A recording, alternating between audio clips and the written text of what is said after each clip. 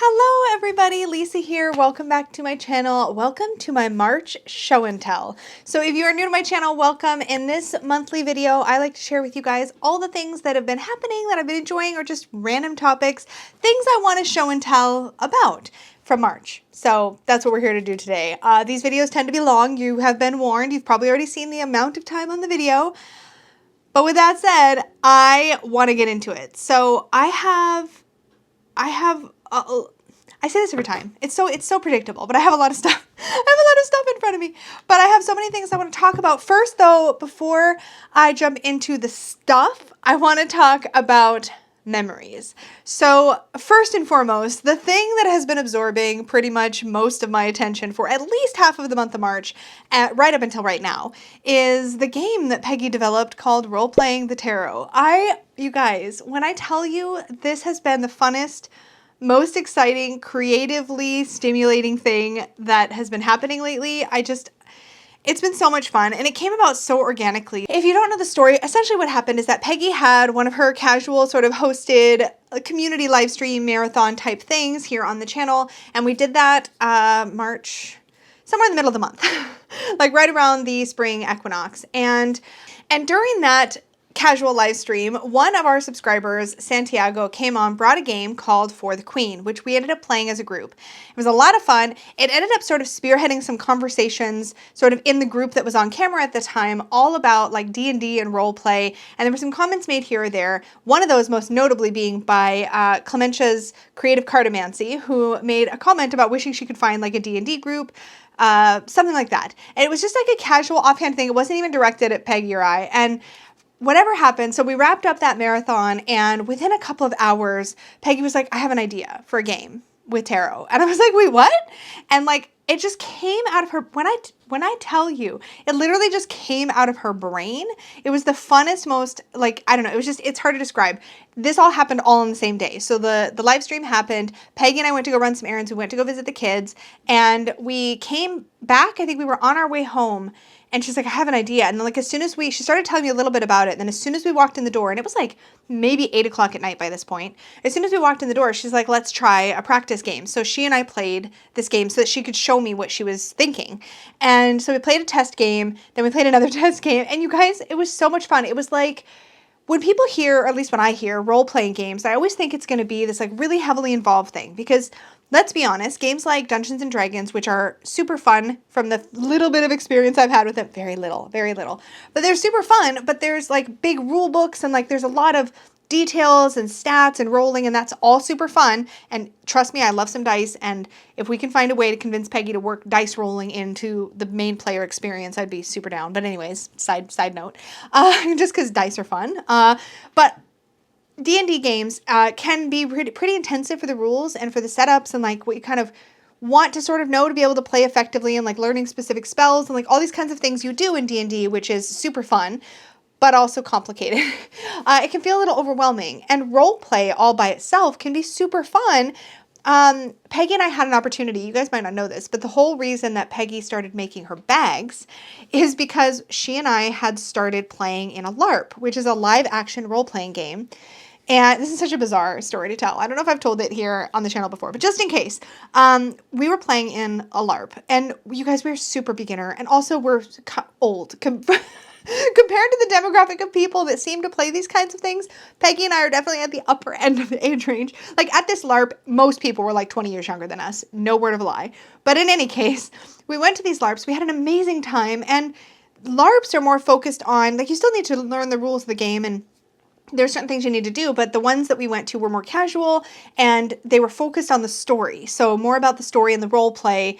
It didn't feel as overwhelming to try to learn how to participate. So we ended up having a really good time. All of this, I will make the point eventually. Peggy ended up getting a sewing machine so that we could maybe make some basic like tunics or something for this medieval themed LARP. That's how the sewing machine came home the first time. And it was this basic, super basic sewing machine. And then because there was a sewing machine, Peggy started making some bags for my decks, and we started hacking like all the problems that I had with the bags that were on the market anyways. So she ended up making me some bags. It turned into like, I'll make you a bag, and then I'll make one, I'll throw it on an Etsy shop, we'll see if we can sell it, and then we can fund your bag habit. Basically, this started because I wanted bags. Anyways, Side note. So that's how this all started. So it's kind of a funny, neat, full circle, kind of weird moment that now she's come up with this role-playing game that uses the tarot. But anyway, I'm a little hyper about this. I'm really excited. It's been a lot of fun. We've played a bunch of test games. We decided to tell the Unicorn fam, so the members of the channel, if you don't know, I have a channel membership. It's exactly like a Patreon. It just stays right here on YouTube. There's a link in the description box if you want to learn a little more about that. But what we decided to do was, hey, let's introduce this to the Unicorn fam channel membership, because it's a smaller group and we can kind of get some feedback, try a test game or two, see what people think. And you guys, we had so much fun. We actually just right now when I'm filming this, I'm in this outfit partly because I was just playing the King of Wands in a test game of role-playing the tarot. So anyways, I really don't want to spend the entire video talking about this, but also I'm really excited. So like, there it is. But we did do a whole live stream kind of introducing it. And when you see this video, our first public game of role-playing the tarot is going to be happening this coming weekend. So this coming Sunday, which will be April 10th at 11 o'clock in the morning Pacific time. We're going to be playing our first public game. And the really exciting thing about role-playing the tarot is that it's really, really simple. I'll try to remember to have a link down below to my page on my website where we have the rules and all the stuff. But it's so simple. The basic premise is everything in the story that happens and every character is initiated by a tarot card. So the people that play draw a court card and they play as that personality, however they want to represent that court card personality. The bad guy is a court card. Every action taken is a minor arcana card. Every suggestion made is a minor arcana card. And like the information we get about the bad guy is usually a major arcana card. And like it's simple, but it's so fun. And we get sucked into the story and Peggy runs the games. And you guys, I'm so excited for you to see this and just to see how fun it is. But the most fun part of it, I think, and this was another suggestion that came from, we were hacking this out. We were talking about this quite a bit with a couple of the people in the Unicorn fam, one of whom was, of course, Clementia's Creative Cartomancy, who had initiated the whole thing. So we were kind of bouncing ideas off of her too. And she brought up audience participation and Peggy's like, I got it. So now in this game, there's like, you can play on screen with us as like a main player, or you can play in the audience as an audience player, and the audience players can affect the story. There's opportunities to like sign up to go on a mission on behalf of one of the main players. And it's, you guys, it's all just playing with tarot, learning the tarot, stepping into the tarot. It's kind of like pathworking meets gameplay and storytelling. And it's, how could you not, like, anyway, I can't. That's like the biggest memory. I've been talking about it for like a long time already, so I've really got to move on. But just trust me when I say I'm really, really excited about it. And there's been so much work we've done on this in the last couple of weeks between testing things out, trying things out with the Unicorn fam and the test game, and then tweaking the rules, and then creating stuff to go with it, to supplement it and make it easier and just streamline it. And you guys, by the time the Sunday's games rolls out, I feel like we've really ironed out all the kinks. Like I said, we just finished our third test game and it went so smooth, and like we kind of know what we're doing now, and I'm just excited. I'm excited to share it with all of you, and I just cannot wait for your feedback because my nerd game lover heart is like so excited that the gaming world and like the tarot world have like come together and had a baby and Peggy birthed it. And it's just I just made that weird, but like, I'm just really excited about it. So I'm gonna stop. It's fine. I'm just really excited. Okay. And the other thing that happened in March that was super fun was I updated my wardrobe for the first time in like something shy of 10 years. I am not a clothes person. I think partly just because clothes shopping has come with some ups and downs over my life. So I'm kind of like, on clothes shopping. But y'all, I was wearing the same like 3 shirts on YouTube. Like it was bad. If you guys look at all my past videos, if you look at my entire library of content, you'll see like 4 shirts. That's it. Other than the occasional t-shirt or something I happen to be wearing. It was time for me to just in general update my wardrobe. And I'm gonna be honest, I'm not motivated to do that for my day job because my day job is like in kind of like a messy kind of environment where I'm like, I'm not wearing cute clothes here. I'm gonna wear clothes I don't mind getting wrecked here. You know what I mean? So there's no motivation for me to do it for my day job. And I'm like, I'm tired of looking at the same shirts. Anyways, all of this said, I went on a shopping trip with my friend and we spent the day. I went in with a budget in mind, but I had so much fun just like trying on different clothes and like updating my wardrobe. So look, new shirt. So yeah, you'll be seeing some new shirts on me. I know this probably doesn't matter to you guys, but it was something that was in my head is like, I'm really sick of looking at the same thing when I edit my videos. So if that's been like a low key thing you've noticed, it's now going to change. So that was exciting, but I had a really good time. That's the main point. We went out for the whole day, had a really good time. It was really fun. So that was the other significant memory, but literally that's all I wrote down was the role playing the tarot because that was everything and this shopping trip. Those are the two big highlights of my month. I'm sure there's something else that I've forgotten, but those things kind of overshadowed everything else. Let's talk YouTube so that I will shut up about role-playing the tarot for a minute. So there's so many things I want to talk about. I've discovered at least one new channel. Was there more than one? There's a couple. There's a couple new channels. So the first channel that I discovered and have been really, really enjoying is Empress and Basil. I'm going to link her channel down below, and I'm spacing on if she's mentioned her actual real name. I don't remember. I'm just going to talk about the channel name because I'm totally spacing right now. But I think I've binge watched every video that she's created so far. I think it's partly because I find her content really thoughtful. I find it a little, how do I say this right? You guys are going to be like, what are you talking about? It slows me down a little bit on YouTube. I find that a lot of the content that is put out is a little quicker, a little like shorter. I don't know how to describe it. I like making long videos. I like making long content. It's one of the things I love actually about Kelly at The Truth and Story is that she makes these wonderful long videos. And Empress and Basil does make longer videos. And I don't want to pigeonhole her. I'm not saying that's all she makes, but I've just been really enjoying putting on one of her videos and like doing my makeup or putting on one of her videos and like modifying a deck or whatever. And I've just been thoroughly enjoying her content. And I like that she's bringing a really fresh perspective. It's nice because I think sometimes in any kind of insular social media environment, we get kind of, I don't want to say, it can all start to sound a little samey. Does that make any sense?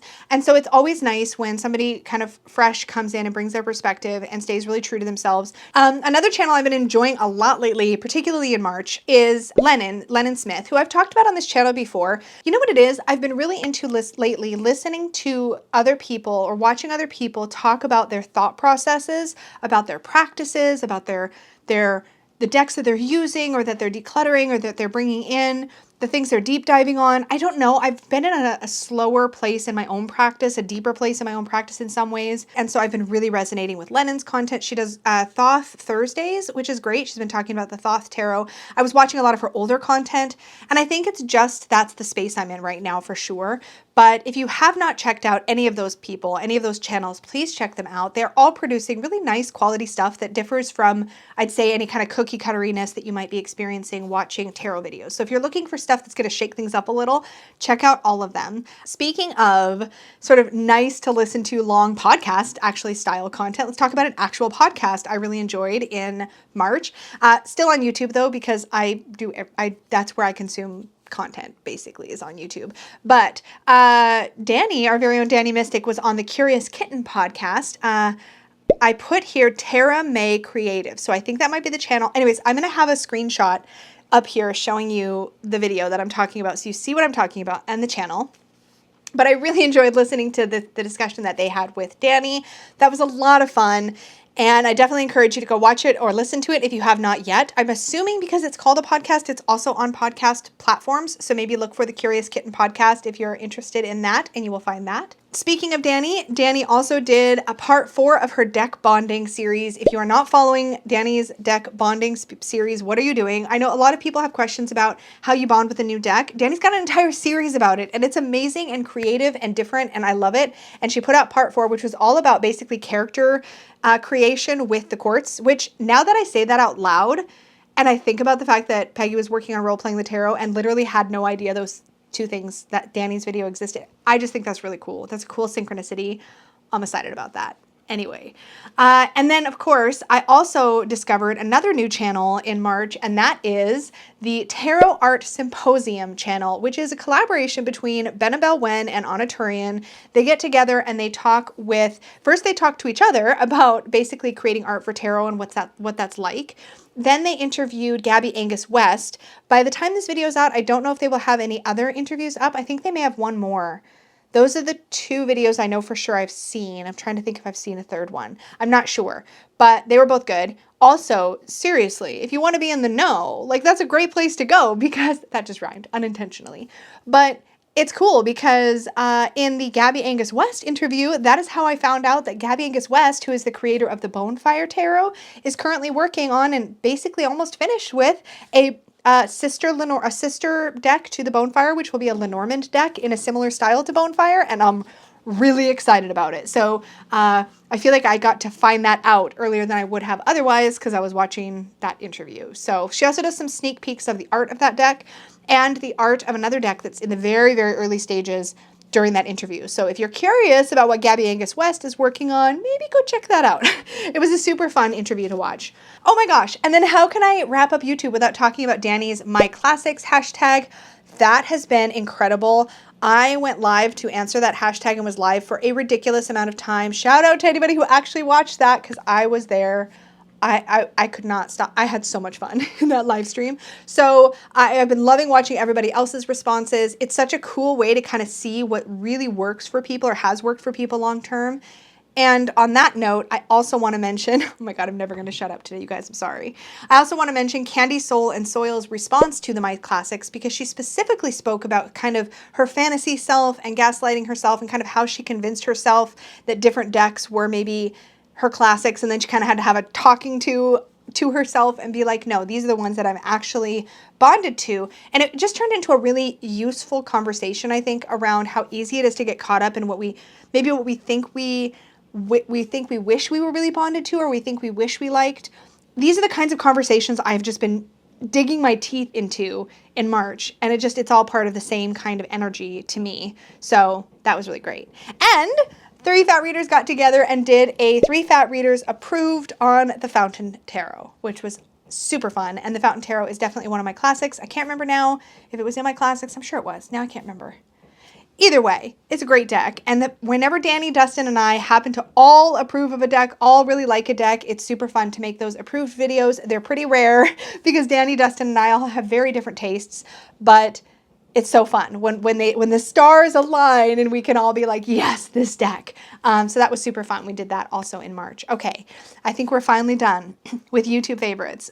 So this is your official warning. I am about to talk about beauty makeup stuff. So if it's not your bag, there's usually some kind of chapter situation happening or timestamps you can skip around. Feel free to skip to the next section if you don't want to sit and hear me talk about makeup for a few minutes, but I have a few things I want to talk about because I did fun things in March. One of those was I set myself a bit of a challenge to wear only green nail polishes in March. I know it seems silly and a little bit on the nose because St. Patrick's Day, but I thought it would be really fun. So I did wear only greens, with the 4th shade that I wore being kind of blue-ish green. I mean, it's probably more mint, so it's kind of like, I don't know, if it's probably more blue than green if I'm being completely honest. So I was a little bit of a cheat, but I don't have that many nail polishes. So I mean, you know, it was a challenge. It was fun. So I actually started out, I can't remember what order I did these in. I've talked about these polishes before. You guys know my favorite brand is Zoya. So 2 of them were Zoya polishes.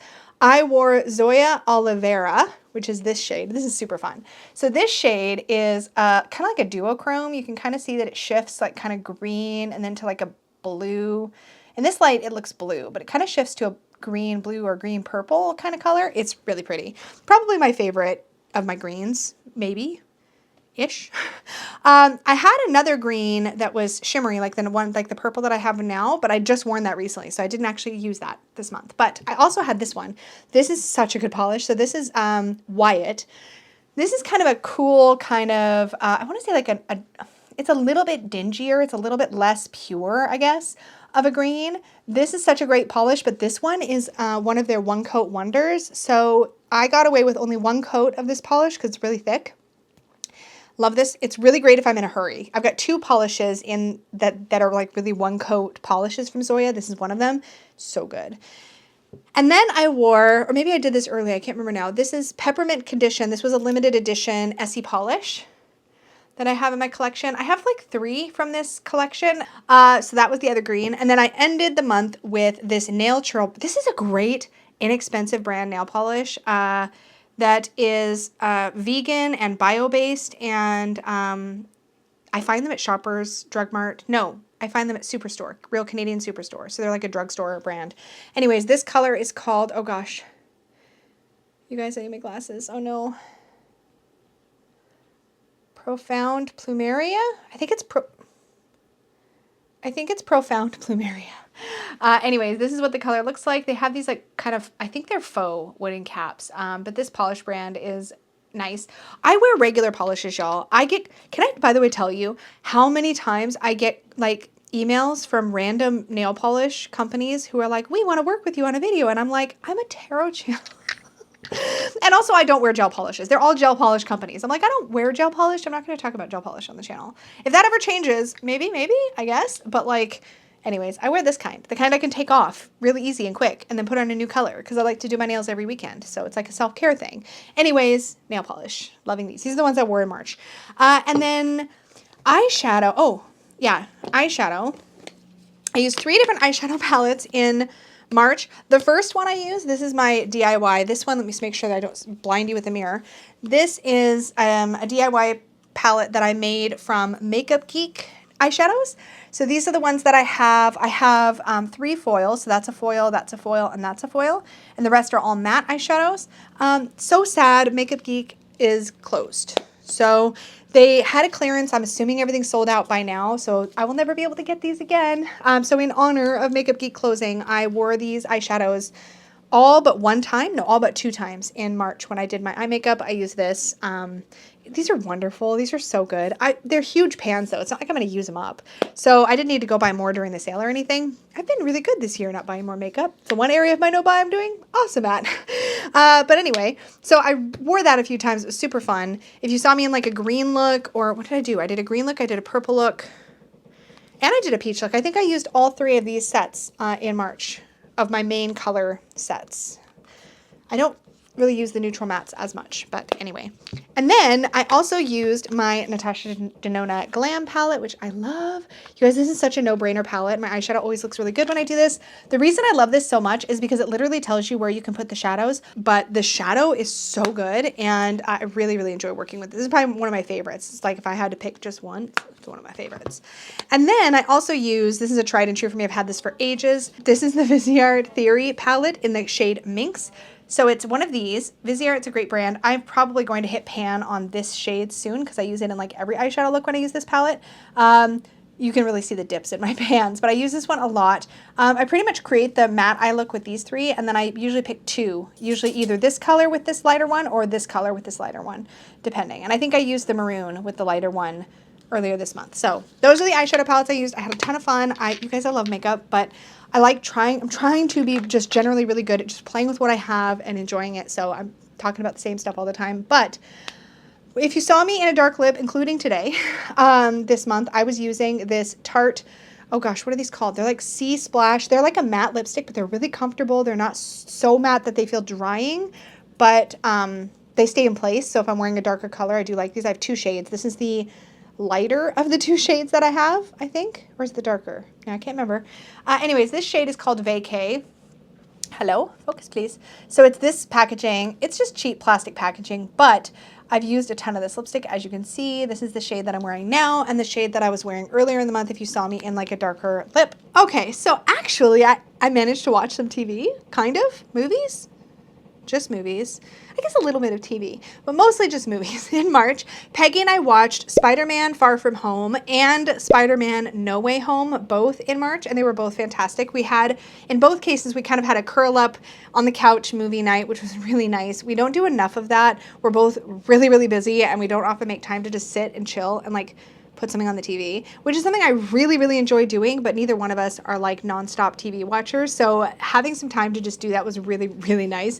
We also sat down and had a movie night watching The Adam Project, which was a super fun movie. Definitely recommend all 3 of those, depending on your tastes in movies.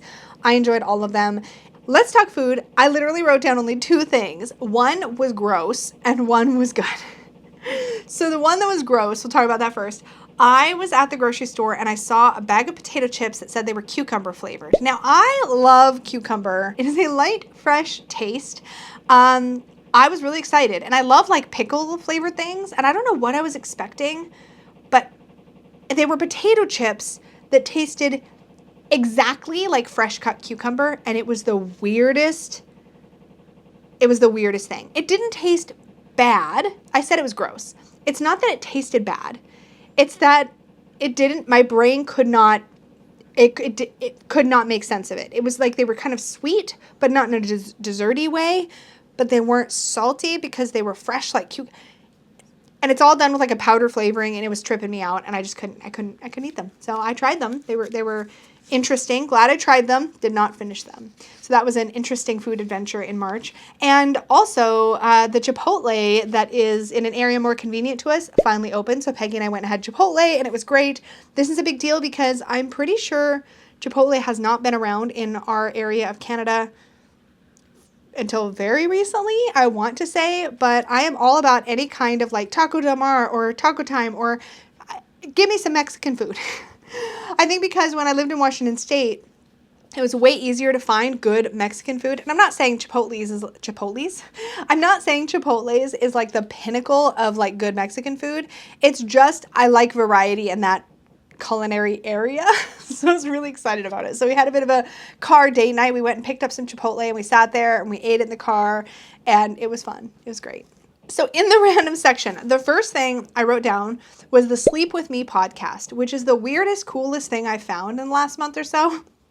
So I was looking for something that I could play on my Google Nest Hub that would help me sleep. And I was looking for something that would be like a bedtime story kind of thing, assuming I would find something meant for children.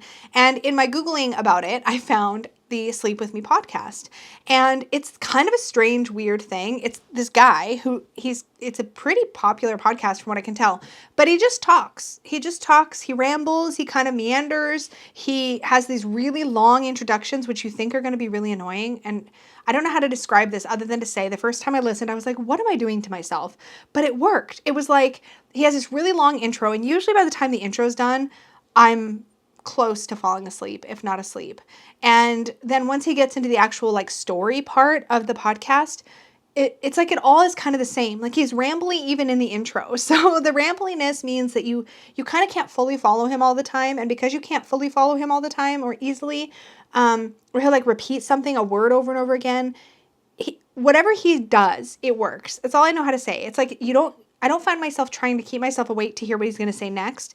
It's not meant to be interesting like that. It's literally meant to be something that you can't get too attached to. So it's like it occupies my mind, and then I can just drift off to sleep. So I read my book, I listen to Sleep With Me, and I fall asleep, and it's been amazing. So I highly recommend it if you are somebody who you find that if you're either way too active mentally at bedtime, or you're anxious or something. It just gives you something that's not anything else to focus on. Does that make sense? Do you understand what I'm saying?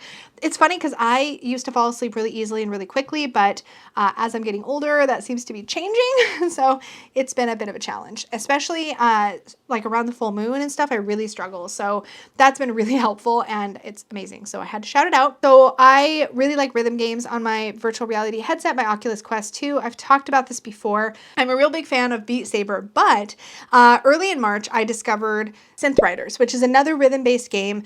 It's been really fun. Plus, you can download custom songs for it really easily and put them on your headset.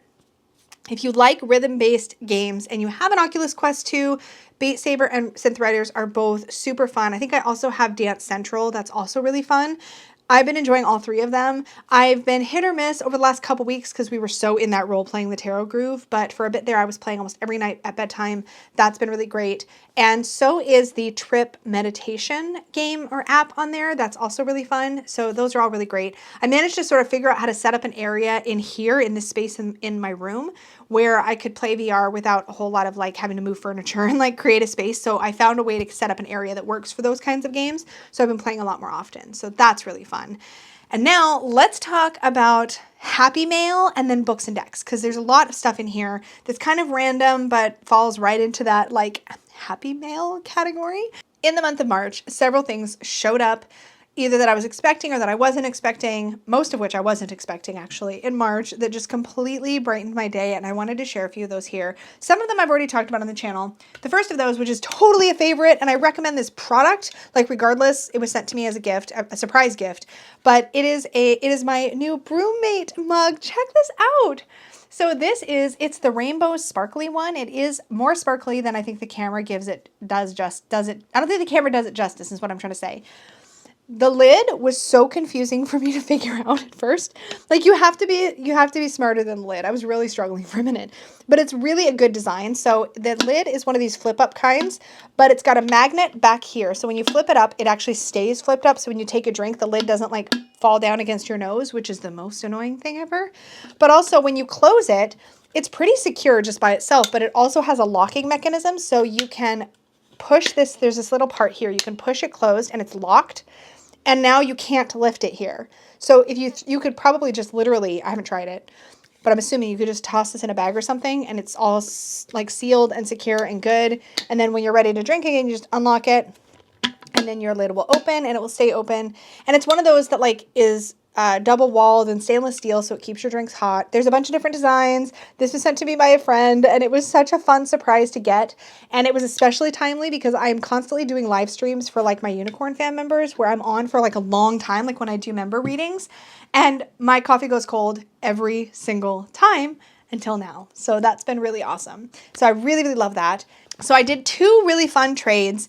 I'm waiting on 2 others that I did in March, which is super fun. I don't usually do a lot of trading because there's not a lot of stuff I'm looking for typically, but oh my gosh. So first, my friend Erica was rehoming her Mary Packard tarot. I fell in love with this deck a long time ago. And I think I fell in love with it first when Erica first received it and told me about it. It's big. Like the cards are big. Like do I have a standard tarot anywhere around here? I'm literally, you guys look at me. Do I have a standard tarot? This is the Brian Froud Fairies Oracle, which is like a standard tarot size. And this is the Mary Packard Marseille deck. Check it out. Like it's big. I love that about it. It feels to me to be about the same size as the Enchanted Tarot, the 25th anniversary edition. But it is like, first of all, the backs are beautiful. And it's got this beautiful vintage feel to it that I love. I think whoever had this deck before edged the cards too in like a vintagey color. So all around, the overall aesthetic of this deck is just wonderful. It is so beautiful. And it's so funny because Erica had received this deck and I kind of fell in love with it then. And then Dustin was doing a video. Dustin at Modern Metaphysics was doing a video. Erica, by the way, is Erica Farmer Tarot. I'll try to remember to link her channel because I think she's making videos again over there. Anyways, Dustin made a video shortly after and had ended up getting this deck. And I was like, are you guys kidding me? You're trying to kill me right now. Anyway, so later on, Erica was ready to perhaps part with this deck and we ended up doing a trade. And I'm so grateful because this is such a beautiful deck. And I don't get excited about Marseille decks very often. But this one is just, there's so many things that it just ticks so many boxes for me. So it is currently still in its box. I haven't had a chance to play with it yet because I've been doing other things in my tarot practice. It also came with a really nice book that I'm excited to dig into that looks really nice and nicely made. So that was a fun trade that I got to do in March. A really lovely subscriber and client of mine surprised me, actually. In fact, I wasn't supposed to know it was coming at all, but there was an issue with the address, so she had to contact me and spill the beans early, but it was already en route. And she sent me, you guys, it is my first official backup deck. This is the first time I've ever owned, on purpose, a backup deck. So in a video I had mentioned that my This Might Hurt Tarot, which actually hangs right here, I mentioned in a video that I use this deck so much. I can't remember if it was in a VR or something, but I mentioned that I don't have a backup deck, and this is the one deck that I've been tempted to get a backup deck of because I use the crap out of this and I already have some cards that have damage on them, which not the end of the world, it's fine. But I talked about how this is the one that would make the most sense if I was going to get a backup deck. This is independent, so who knows if it'll be around later, and I use the crap out of it. So like you can tell, my gilding is just trashed, but this was the black hollow gilding on this deck, but I use this all the time for client readings. I love this deck. It's my #1 all-rounder. I've talked about it before. Anyways, I'm not going to belabor the point, but Michelle sent me a backup, a brand new shiny copy, and she must have paid attention when I mentioned that I have lusted after the holographic edges, but she got me the pearl, not the holographic edges, but the pearl edges. She got me the one with the pearl edges and sent it to me. And I thought that was the kindest, most generous, sweet thing to do, because it's like she heard me say in a video that this is the one I would probably get a backup of, but I still haven't gotten like off the fence to do it. And then she just sent it to me. And I just thought that was the sweetest. Anyways, I'm babbling, but I was really excited. So now I have this like nice, fresh, clean copy that's going to just sit for now and be an actual backup. And it's kind of funny because I've had so much to say about backups. I'm like, but it's just cards. Like, it's fine. It's fine if they get beat up. It's fine if they look damaged. And I still believe that. But it was such a lovely treat to be sent a backup of the deck that I use the most. So that was just really awesome. The other trade, I never talked about the other trade. So the other trade I got to do in March, y'all, I about lost my mind. I'm not even joking. I did lose my mind a little bit when somebody in the Supportive Tarot Facebook group posted in my Tarot Trade Tuesday thread that they were looking to trade a copy of the deck that I'm about to show you for a specific other deck they were looking for that I happened to have in my purgatory drawer. And I still feel like this person was more generous in trading this to me because my deck, the deck that I traded, was heavily modified and I wasn't even sure it would be like acceptable. You know what I mean? Anyways, I'm not going to go into all the crazy details, but I will just say I got to trade for the Wyrd of Sarah Howard. My video walkthrough of this deck will probably be out within the week, but I've already been playing with it a little bit since I filmed my walkthrough. This was one of those decks that I have always wanted but thought I was never going to get. And when Gabby Angus West, let me back up. This is by Gabby Angus West, who is the creator of the Bonefire. This original edition was very, very limited. There was, I think, 150. In fact, one of the cards actually has the number on it. I think there was like originally 120 or 150 copies, and of which this is like number 40 something. There was not a lot of these out in the world. I've never seen a copy go up on eBay. I don't even really look because I figured if it did go up, I probably wouldn't, be able to buy it. So like, why torture myself? I just accepted this was one of those things that I wasn't, like the one that got away. You know what I mean? And the Wyrd of Sarah Howard has been something that I've wanted. I love and use the Bonefire so much. Oh my gosh, you guys, I cannot stop talking. This is going to be the longest video ever. I'm sorry. I'm not sorry. This is what I do here. I make long videos. It's fine. It's fine. Anyways, this was on my wish list for the longest time. I'm going to not gush for a long time other than to say that it was not really on my wish list anymore because I assumed I wouldn't get it. But I got it and I'm so excited and it's such a little treasure. So that was a really amazing thing that I got to trade for in March. And some other happy mail that came in. So, oh my gosh. So, I say we because these were sent to Peggy and I. If you guys don't know, Annabelle, when as part of her kits, I can't remember for which decks and which things she does this, but she provides, and some of these may even just be on her website, like freely available, and some may come when you purchase her other products. I can't remember, so I'm sorry that I don't know the details, but she provides high quality printable, like PDF printables, and two of the things that she provides printables for were made for Peggy and I and sent to us by a friend, and that was really special to just receive, not sight unseen, but like unexpectedly in the mail. One of those is a mini copy of the Spirit Keepers Vitruvian Tarot. Look at this. This whole thing had to be printed, cut out, made by hand, and oh no, don't drop the cards, Lisa. She even edged it. She even edged the deck. Look at this. So she cut this out, printed it, cut it out, cut each individual card out by hand, and even edged the deck. So this is a teeny tiny little mini of Annabelle Wen's Spirit Keepers Tarot, the Vitruvian edition.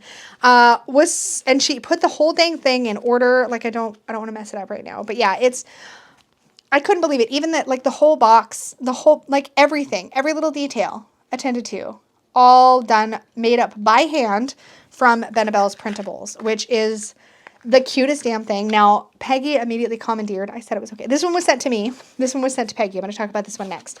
Peggy immediately commandeered this. She loves tiny things. And I was like, yeah, you can have it. It's totally okay. But she loves little minis of things. When I told her this was a complete deck, she about lost her mind. But that's a really cool, generous thing that Annabelle does to make this available. But then also for somebody to take the time to make that and then print it and then edge it. It was a whole thing. And then for Peggy is this Way of the Warrior Life Guidance card. So this is an Oracle deck. Same thing. totally printed, handmade box. This is an oracle deck that Burnaby created and also made available, called The Way of the Warrior. And oh my gosh, I just noticed that some of these cards are like corner cut, all special. Oh my god, that's so cute. Okay, anyways, I'm sorry. Okay, this is the main point. So this is what the backings of the cards look like. And this is what the front, again, edged, right? So this is the oracle deck that was printed and cut out and made and sent to Peggy, which is awesome. So these are both technically things that live in Peggy's collection now, but pretty awesome. Peggy thought it was really cool too, and it was awesome. I'm gonna keep saying it was awesome, but it was awesome. So this was super fun surprise mail that came in. And the last thing I want to talk about, it just really touched me. Handmade things, this kind of stuff. Like, I mean, every time, you guys are so generous, and I don't even know, it's always such a hard thing to talk about and to navigate, because I appreciate you guys so, so much. And I never want people on this, that come here, that come to this space, to feel like they should, or it's somehow expected or specifically sought out that things are sent to us, because we're already so blessed in this space. We're just know that you being here, watching these videos, that's the thing that you give us. Like hitting the like button, subscribing, being a part of this community, engaging or not engaging, lurking or commenting, it doesn't matter. Like, you being here is what makes it nice to be here. You know what I mean? So just know that that is already a gift. Like, please know that, because yeah, anyways. And I said a gift, and then I'm looking at this. Okay, anyways. So, also, one of the amazing subscribers here sent me, and this came with a really lovely note and extra goodies and stickers and fun things. But this just made my whole month, honestly. It is a handmade collage. This is the most spectacular thing I think I've ever seen. Not only is there, I mean, it was clearly made for me, and it just felt really extra special. There are unicorns, there are ladybug cupcakes, there's Canada on here. The gems and the words that were chosen. There's a unicorn down here that says, "You are magical and one of a kind." The witching hour. It's like me in a collage. It was just, there's a hummingbird over here, and over here and over here. And this was like one of those things, like you get an envelope in the mail and you open it up and you're like, this is not the thing you expect to pull out. Do you know what I mean? I don't know if I'm saying it right, and I'm really awkward about this kind of thing. It's like, who I am is, oh my God, I'm gonna cry. Stop.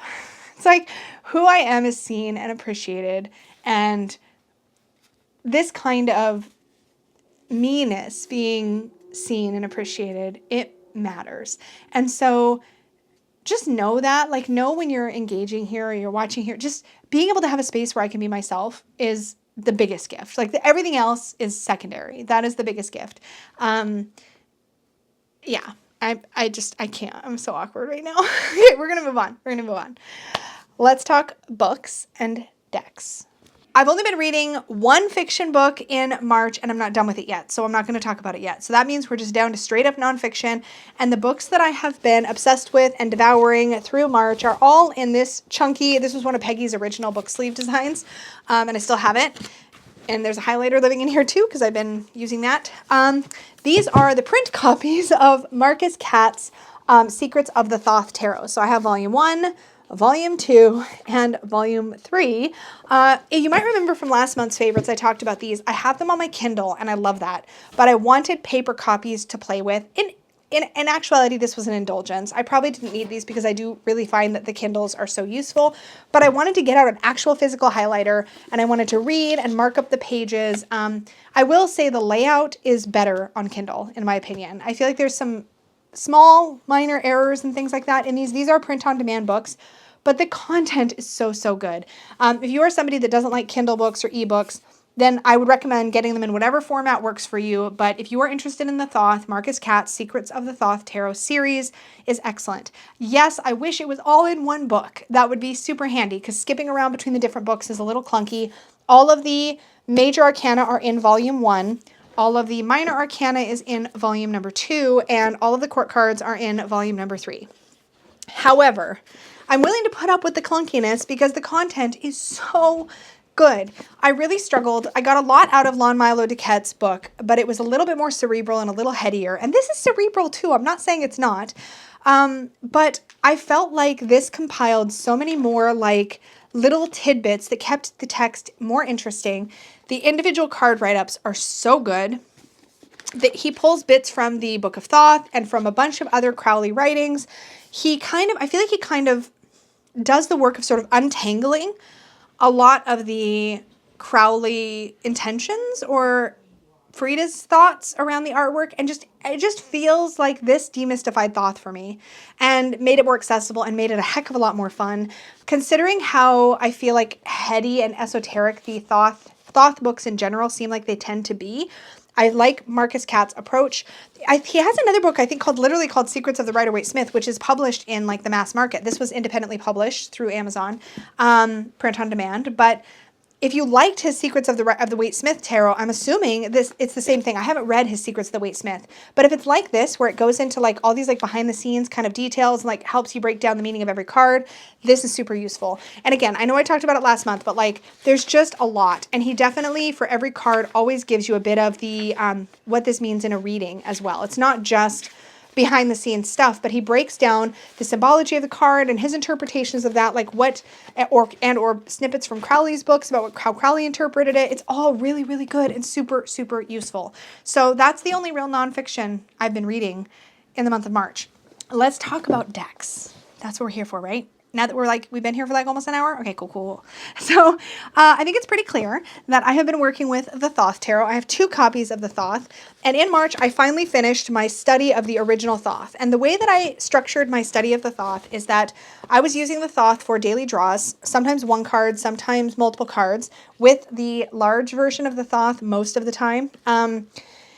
And then as I started to realize, I kept log. Let me back up. I kept a log in my planner. Let me just go to that page so I can show you. This was it.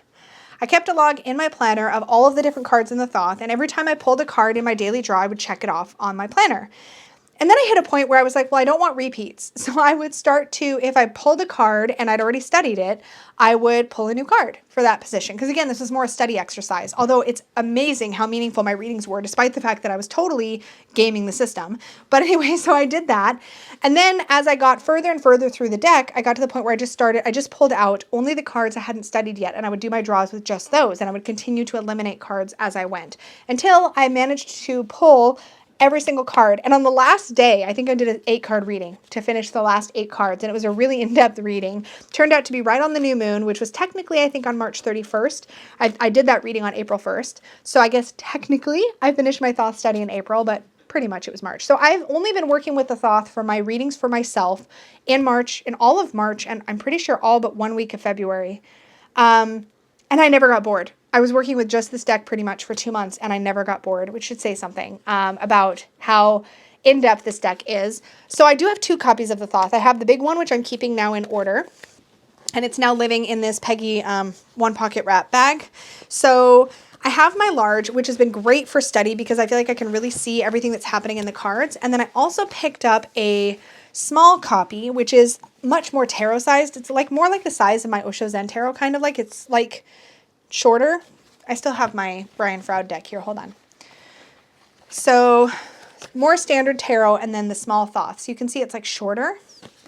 So this smaller Thoth is the one that I will likely use when I want to like read with the Thoth. And this was the one that I used during my study if I wanted to do a Celtic cross, which I did once, maybe twice. I really, really enjoyed this. Now I don't know if I'm going to read with the Thoth regularly. I don't know because I'm still in my study of the Thoth. But now that I have finished and worked with every single one of these cards and studied every single one of these cards and learned about it and taken the time with it, now I'm going to branch out into other Thoth-based decks. So you'll be hearing more from me on other Thoth-based decks that I've both brought in or already had in my collection probably in the next couple of months because I'm going to be moving on now to decks that incorporate Thoth or are Thoth-based and kind of continue to branch out from there and see. But separate from my personal practice and all of the study I've been doing with the Thoth, I've been using other decks for other reasons. So these 2 decks, for example, have been getting a lot of play. Well, this one just most recently today, and then this one the rest of the time in Roleplaying the Tarot. So this deck is my copy of the Lucid Dreams Beginner Tarot.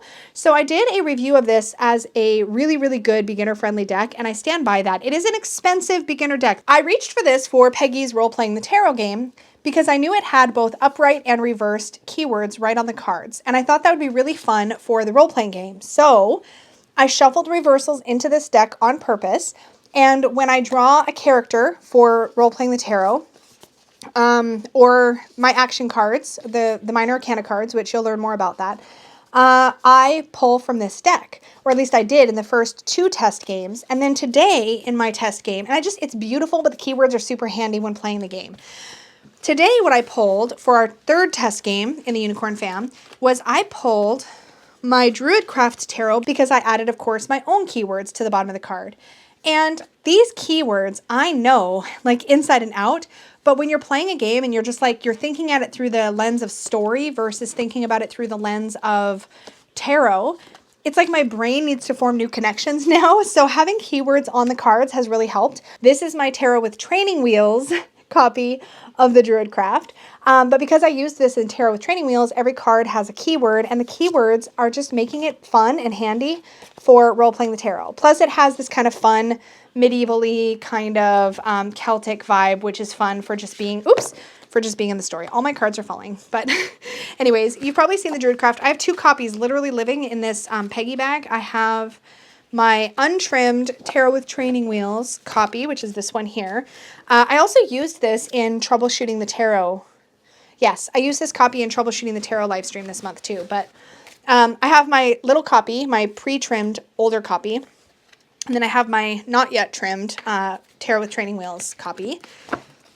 Both living in this Peggy bag. Some other decks that I enjoyed playing with in March. I've got like a little stack here. These are decks that I mostly used in my Magical Unicorn tier member readings live stream. So in my member reading live stream this month, I used the Smoke, Ash, and Embers deck, which is lovely. This was so fun to use in practice in readings. It was a lot of fun. This is a great little deck, and actually one of our main players used this in one of our test games in Role-Playing the Tarot 2, and it was really cool to see it in there. So Smoke, Ash, and Embers was a lot of fun. Played with that during member readings.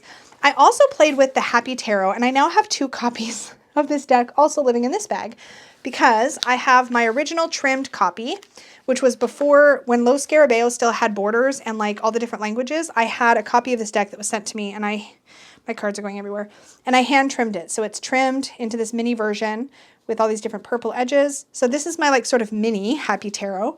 And then I also repurchased it untrimmed because now it's available in this borderless style. So it's got a little border on the bottom, same deck, but the artwork is bigger because of course there's no borders. So they sized it up.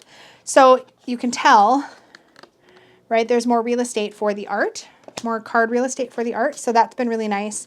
So I played with this also during member readings. I also played with Anna Turian's Oracle of Echoes. This is the 2nd edition. She just recently reopened pre-orders for another batch of the 2nd edition Oracle of Echoes, but I used it beside her Tarot of the Abyss in member readings, and this was a lot of fun. Tarot of the Abyss is a beautiful deck.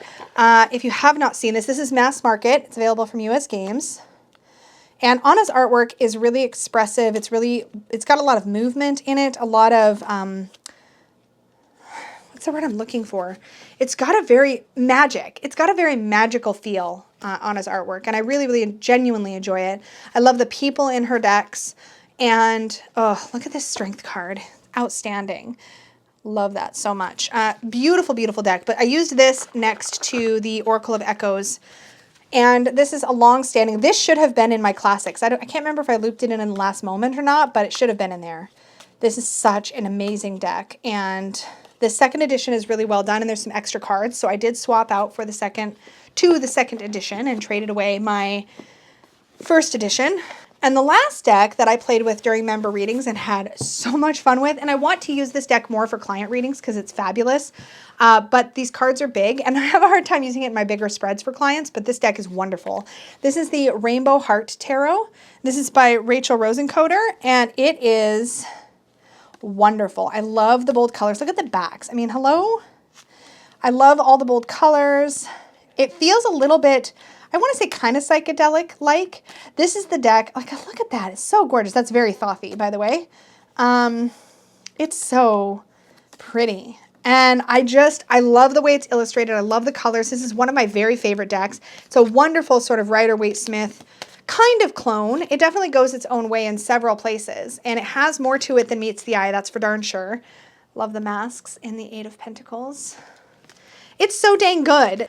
It's very, very well done deck. But it's bigger. It's chunkier, like width-wise. So on my reading table, if I'm reading for clients, I can't use it for like most of my bigger spreads, which I do a lot of like Celtic crosses and Heart of the Matter readings and just bigger spreads in general. So that one only gets to come out to play when it feels right for the client and it happens to be a smaller spread. So I need to make some smaller spreads for my website, I think. But anyways, the last deck related thing I want to share before I wrap up today's video, because oh my God, I've been talking for a long time. You guys, I finally modified a Mons Tarot.